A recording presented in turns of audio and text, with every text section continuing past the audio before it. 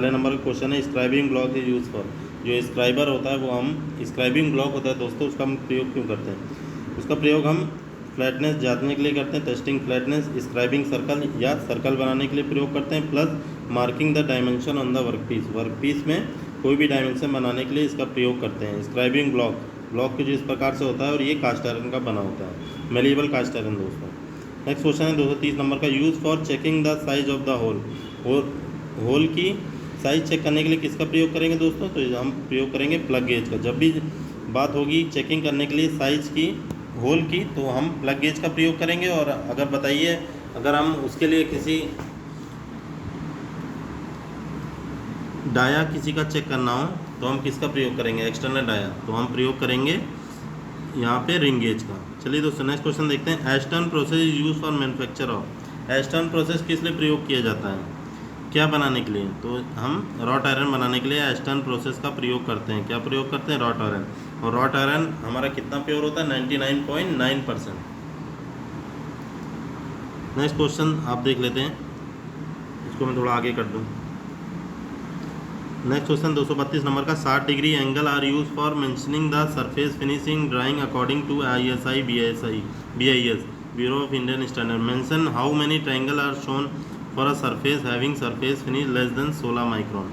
यहाँ पूछ रहा है जो सरफेस फिनिश आपकी 16 माइक्रोन से कम होनी चाहिए, तो जो ट्रायंगल होगा वो कितने बने होंगे? यहाँ सरफेस फिनिश 16 माइक्रोन से कम, तो हमारे टोटल 4 ट्रायंगल बने होंगे दोस्तों।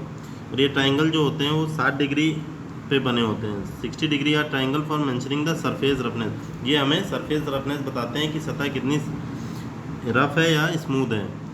और ये ब्यूरो ऑफ इंडियन स्टैंडर्ड के मुताबिक सेट किए जाते हैं। यहाँ पे इन्होंने पूछा था कि 16 माइक्रोन से कम में तो आपके 4 ट्रायंगल आ जाएंगे 16 माइक्रोन से कम। चलिए दोस्तों नेक्स्ट क्वेश्चन देखते हैं। 233 नंबर का क्वेश्चन है हमारा, which of the following material has maximum ductility. इसमें सबसे ज़्यादा डक्टिलिटी दोस्तों किस में होगी? तो सबसे ज़्यादा डक्टिलिटी होगी हमारी माइल्ड स्टील में। किस में होगी दोस्तों? माइल्ड स्टील में।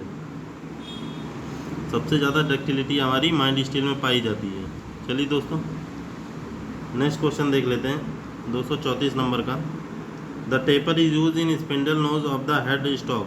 हेड स्टॉक में जो टेपर दिया जाता है, हेड स्टॉक जो हमारा टेपर एंगल होता है इस हेड स्टॉक के स्पिंडल नोज में कौन सा टेपर होता है?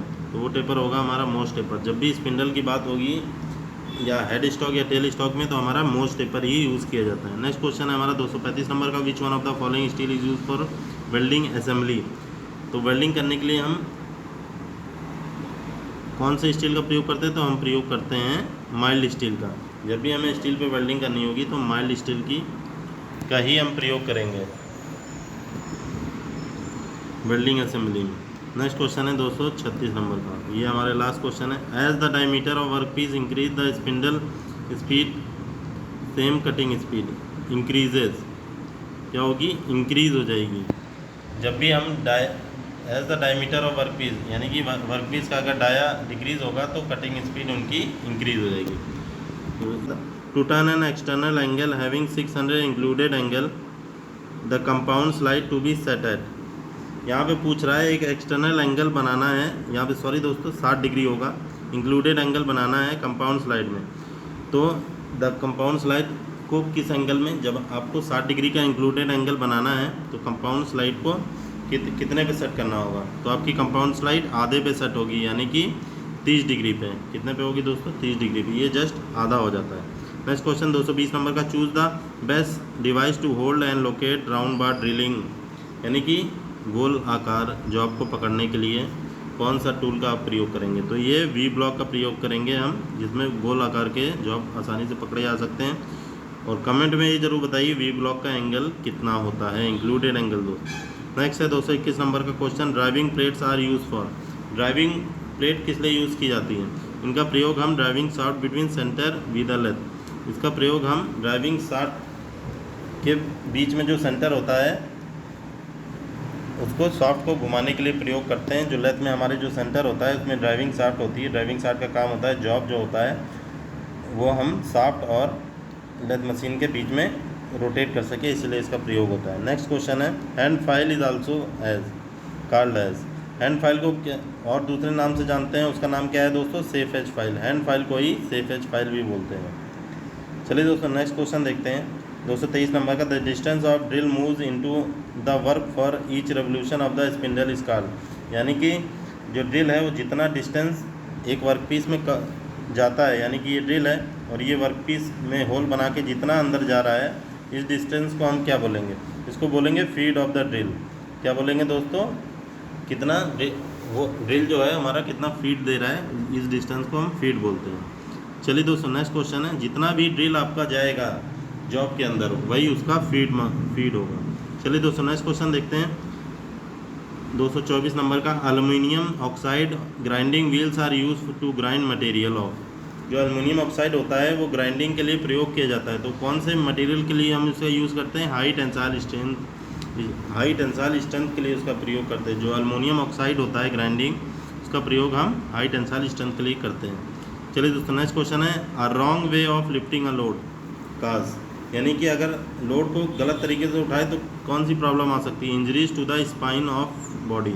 यानी कि आपको जो स्पाइनल कॉर्ड है वो आपका ख़राब हो सकता है। इसी वजह से लोड को सही तरीके से उठाना चाहिए। हो सकता है आपके पैरों में भी चोट आ जाए। इसी से बचने के लिए लिफ्ट को सीधे उठाना चाहिए और आपकी बॉडी स्ट्रेट होनी चाहिए। चलिए दोस्तों नेक्स्ट क्वेश्चन देखते हैं 226 नंबर का। Use for blind hole tapping. Blind hole की टैपिंग के लिए किसका प्रयोग करेंगे? तो प्रयोग करेंगे हम बॉटमिंग टेप का। किसका प्रयोग करेंगे दोस्तों? बॉटमिंग टेप का। और कमेंट करके ये बताइए कि डाई का प्रयोग हम कहाँ करते हैं, एक्सटर्नल होल या इंटरनल होल के लिए।